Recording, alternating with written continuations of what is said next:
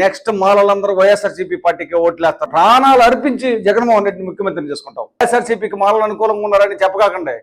మాకు అనుకూలంగా లేకపోతే ఏ పార్టీకి పక్కకు కూడా పోయే ప్రసక్తే లేదు. మన ఆంధ్రప్రదేశ్ రాష్ట్రము విడిపోయిన తర్వాత ఈ విడిపోయినటువంటి రాష్ట్రానికి మొట్టమొదటగా 14లో ముఖ్యమంత్రిగా చంద్రబాబు నాయుడు అవడం జరిగింది. చంద్రబాబు నాయుడు ముఖ్యమంత్రి అయిన తర్వాత ఈ రాష్ట్రంలో మాలలు ఎక్కువ కాబట్టి మాలలను హక్కును చేర్చుకుంటే మనకు మళ్ళీ ఫ్యూచర్లో ఇబ్బంది లేకుండా ఉంటుందని చెప్పి 14 నుంచి 19 దాకా ముఖ్యమంత్రిగా ఉన్న చంద్రబాబు నాయుడు మాలలతో అన్ని విధాలుగా అనుకూలంగా ఉన్నాడు.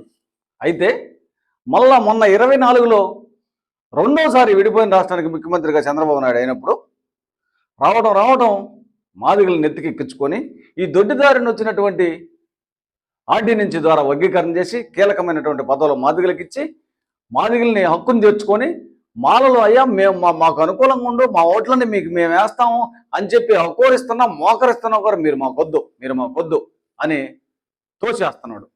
అది ఎందుకు జరుగుతుందో అర్థం కావట్లేదు. అయితే ఈ కూటమి ప్రభుత్వంలో ఉన్నటువంటి పవన్ కళ్యాణ్ జనసేన పార్టీ ఆయనకు వచ్చినటువంటి 21 సీట్లలో 3 సీట్లు మాలలకు ఇచ్చాడు. ఆ తర్వాత చిన్న చిన్న పదవులు కూడా మాలలకు ఇస్తున్నాడు. కానీ మళ్ళీ ఇక్కడ ఎవరు మాట విన్నాడో కానీ మళ్ళీ సపోర్ట్ మాత్రం మాదిలకే చేస్తున్నాడు. మేమేమన్నాం, ఈ ఆంధ్రప్రదేశ్ రాష్ట్రంలో సింగిల్ లార్జెస్ట్ క్యాస్ట్ మాది, సింగిల్ లార్జెస్ట్ ఓటర్లు మాయి. కాబట్టి ఇక్కడ మనకు ఒక ఆనవాయితీ ఉంది, కాపులకు మాలలకు సెట్టిసెమ్ అనేటటువంటి ఆనవాయితీ ఉంది. కాబట్టి మనం ఒకటైతే మేము ఒకటైతే ఈ రాష్ట్రంలో అధికారాన్ని చేపట్టచ్చు, నువ్వు ముఖ్యమంత్రిగా ఉండొచ్చు, దీనికి తిరుగులేదని మేము అన్నాం. అయినా కూడా ఆయన స్పందించాల. అయితే ఇది అదునుగా చూసుకొని కొంతమంది మా మాల సామాజిక వర్గానికి చెందినటువంటి వారు వైఎస్ఆర్సీపీ పార్టీలో ఉండి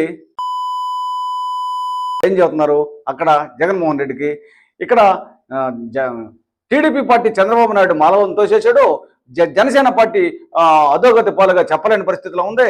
నెక్స్ట్ మాలలందరూ వైఎస్ఆర్సీపీ పార్టీకి ఓట్లేస్తారని చెబుతున్నారు. నో ఇదేం కుదరదు, ఇది అయ్యే పనే కాదు. ఏమనుకుంటున్నారో ఖబర్దార్ మీరు. ఇక్కడ చంద్రబాబు వద్దన్నాడు, పవన్ కళ్యాణ్ పట్టించుకోవట్లేదు. జగన్మోహన్ రెడ్డి ముందుకు రావాలా, మీడియా సమావేశాన్ని ఏర్పాటు చేసి ఈ దొడ్డిదారిన ఆర్డినెన్స్కి తీసుకొచ్చినటువంటి ఎస్సీ వర్గీకరణ మీద తీసుకొచ్చినటువంటి ఆర్డినెన్స్ని నేను అధికారంలోకి వస్తే రద్దు చేస్తాను, మీరు ఏదైనా వర్గీకరణ చేయదలుచుకుంటే పార్లమెంట్లో బిల్లు పెట్టి చట్టబద్ధతగా వర్గీకరణ చేసుకోండి, అప్పుడు వర్గీకరణకు అనుమతిస్తాను అని ఒక్కసారి మీడియా సమావేశానికి వచ్చి చెప్తే మాత్రమే ఇక్కడ ఉన్నటువంటి మాలలందరూ ఒకరికొకరు ప్రతి ఒక్కరు ప్రాణాలు అర్పించి జగన్మోహన్ రెడ్డిని ముఖ్యమంత్రిని చేసుకుంటాం.